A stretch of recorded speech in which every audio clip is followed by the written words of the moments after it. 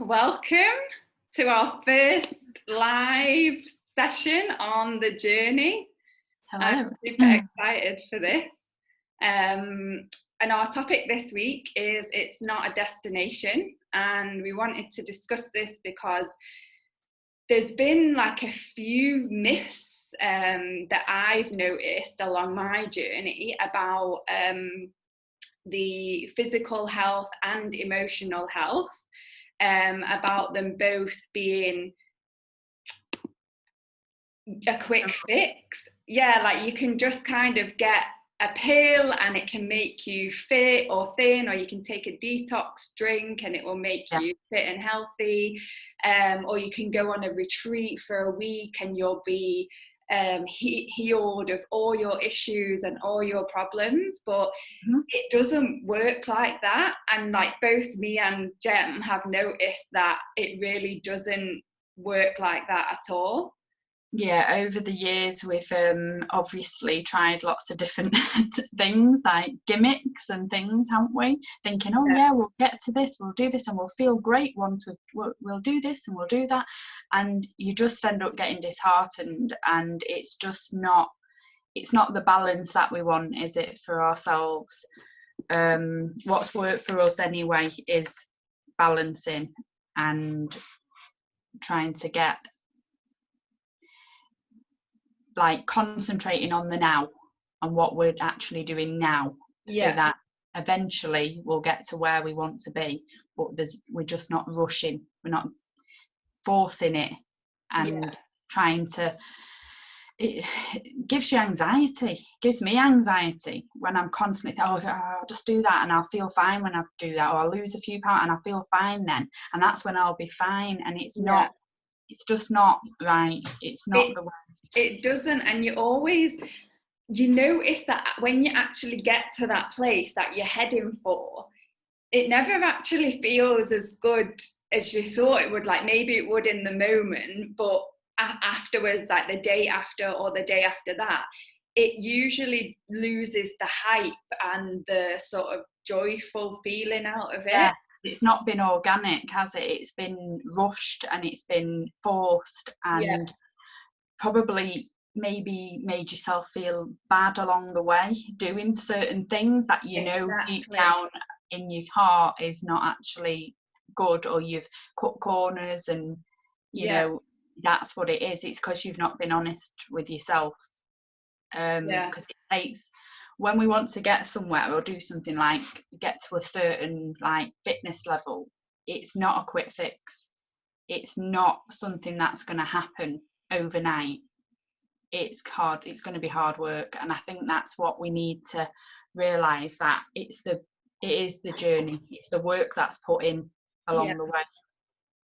And it's not easy at all. Like it's even like learning a new skill, like learning a new language, for example, it doesn't happen overnight. So learning how to deal with emotions, and a lot of people I've noticed, especially my family, does that mean like to brush things under the carpet. It's like a mindset, and I was always like shocked by it, because I knew it wasn't right. I knew that you have to, when you're feeling a negative feeling, you have to kind of figure out why you're feeling that way, and like get to the root cause. But there is this sort of mindset of wanting to brush it under the rug and just. It's funny, isn't it? Because my dad, I know obviously it's our side of the family that do that, because my dad said once, they just they're the queens of brushing things under the carpet, and I was thinking no, the women, and I thought, oh, hang on a minute, the women, am I in that bracket as well? Like just pushing things under the carpet. I know exactly what he means, as I didn't know what he meant at first, but it's brushing things under the carpet. So you've got this big mountain of stuff and pain and feelings, and it's just getting bigger and bigger and bigger. Exactly. Nothing's dealt with. Yeah. Like they say, I'm fine, or you just don't want to talk about it, which is absolutely fine. But Life's too you short. have to go away and like deal with it then on your own, because it's not healthy to just brush it under the carpet. And I think that's why people want it so fast. They want to heal and look like they've healed or look like they have no issues, so they just keep brushing it under the carpet until one day it explodes in the face and they have a breakdown, or they become an alcoholic, or some sort of, they get an eating disorder or anything. Like it creates big issues. And also it affects everyone else as well in the family, because obviously you can we're pushing it on, like we're not loving ourselves. Other people around us can feel it and see it, people that care about you, if you're not loving yourself as well. Exactly. So because it's basically what I'm thinking, it's like the journey is a flow. It's going to flow exactly how it's supposed to, and if it doesn't, that's probably because you're rushing, and really everything will come together when it's ready, if you take one step at a time, instead of I do this, and because then you're not enjoying what you're doing. I mean, I was pretty bad for doing this. I still can have a tendency to do it, where I think I want to do this and I want to get this done, but I'm rushing it, and then I'm getting myself stressed, thinking, oh, I'm not doing it right, but it's because I'm rushing. I'm rushing what I'm doing. Yeah, and you're not present in the moment of what you're doing at the moment. And it does, like achieving something or healing an aspect of yourself or anything like that, it takes time. It's like you can't get from here to here. You have to do all the little steps in between.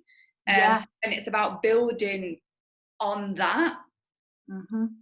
Exactly, because it's a health balance between the doing and the being. Yes, I love that. That's so true.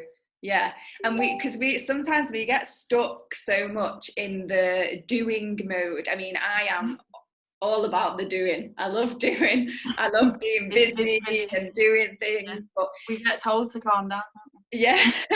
But actually this corona situation has really made me relax, because I can't do as much. So I just think, do you know what, I'm gonna do what I can in like work. I'm learning French, doing the coaching, but I'm not gonna push myself to the extreme. Like I'm really using this time to stay in the moment and be present, because we don't often get that. Like once this is over, it'll be back, boom boom boom boom boom.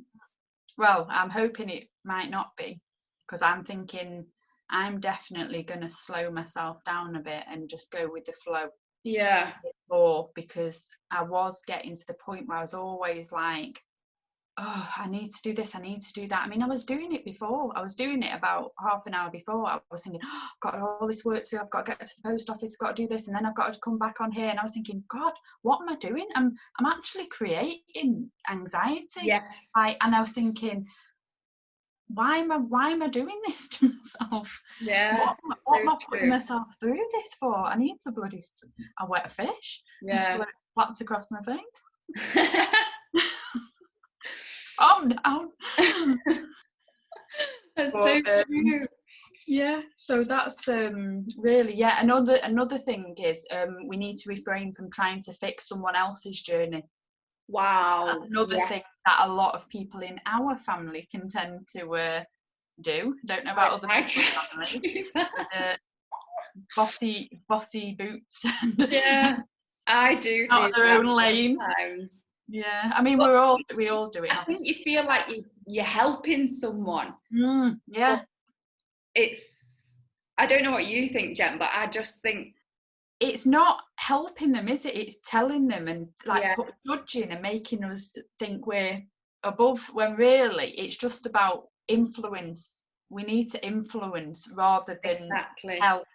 And when people are influenced, they feel more, oh, okay. What were you saying, Kels, how you used to feel when you were influenced by someone like a flatmate or Yeah, so if I like if I'm living with a person and they are exercising or they're working on the passion or something like that, I would start to feel, at first I would start to feel angry.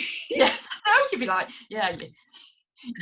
Because I'd be like, say it online. It's like you're angry at yourself because you that's why it is. You're not doing it, and then it comes to a point where you're like, okay, well, they can't make me do it. I have to do it myself, and then you start to do it, and you take it on board.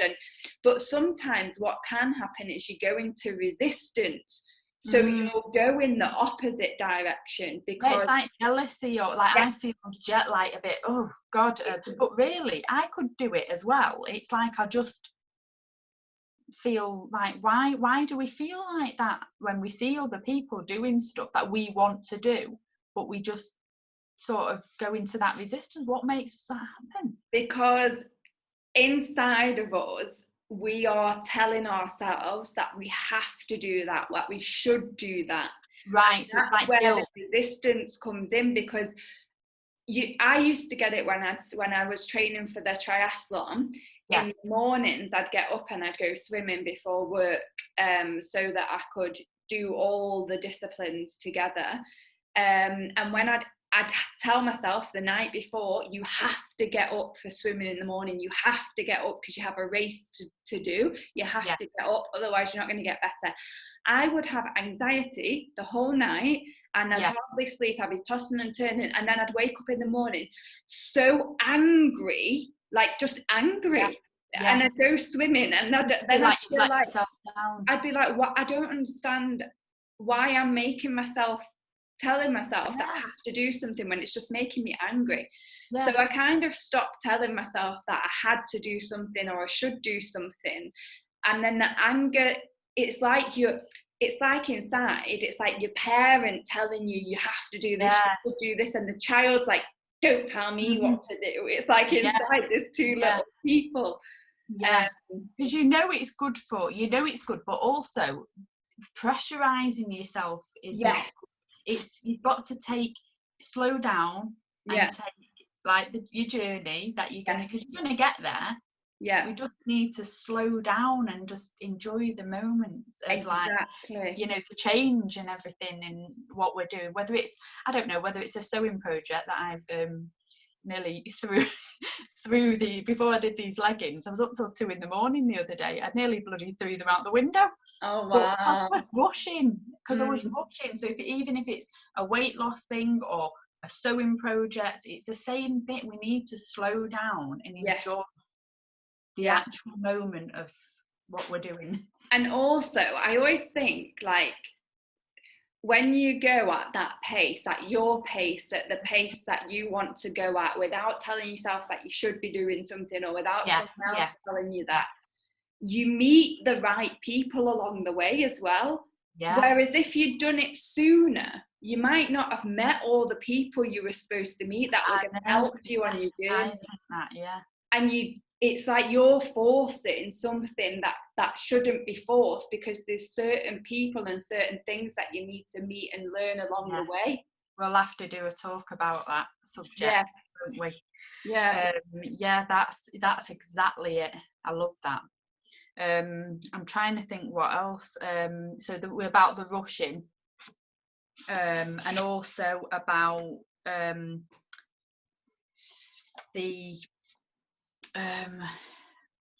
where the word came. I found the guy that wrote the quote for the journey.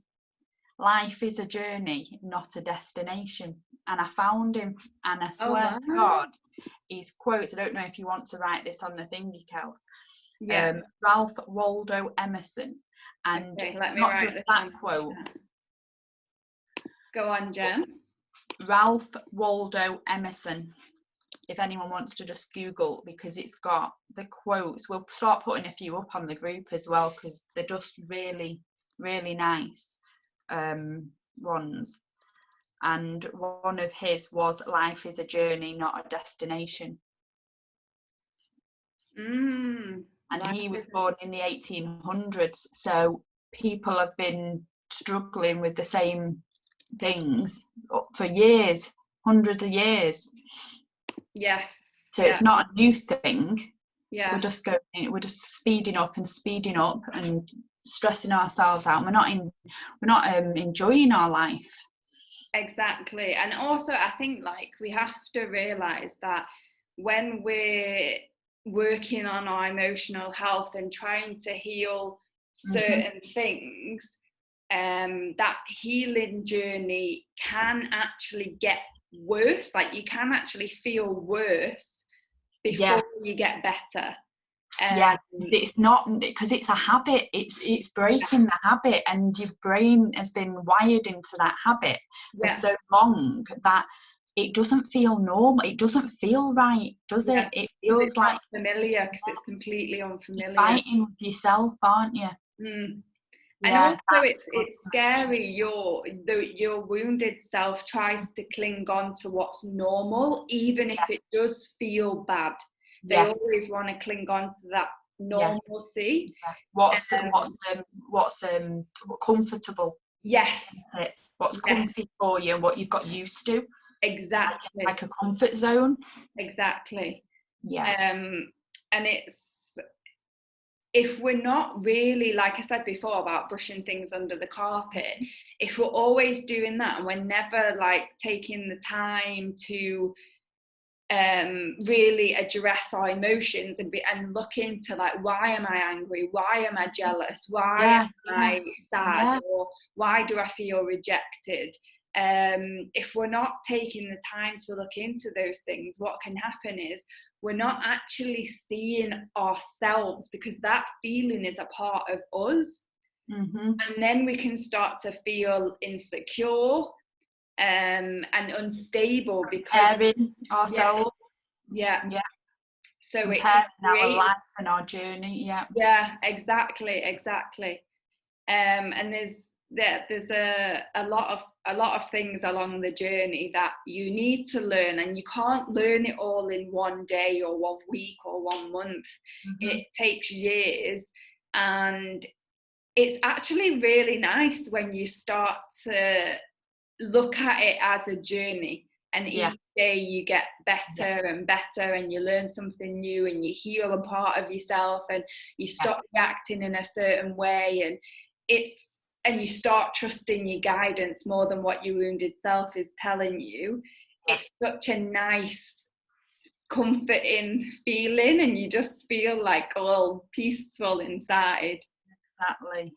Yeah, I know it's an amazing feeling, but it's just like I struggle with slowing down, and I'm working on that. Well, with your guided meditations, with the guided meditations that we're going to be doing, they're going to really help people to slow down. And be in the moment. Practice being in the moment, because I was the worst person for meditation. I think meditation, I can't sit still for 5 bloody minutes. I'll be getting up, and I was like, when I first started going to these meditations, I'd be like this, and my mind would be like out of control, like even worse, because I'm being told to sit still. I wanted to just jump up and run off. I couldn't do it. I did send it to one of our family members. Oh, really? Yes, I won't mention who, but apparently it was very relaxing. Oh, okay. I'm not sure whether they listened to it properly, but apparently it was very relaxing. But they messaged me 2 minutes after I sent it.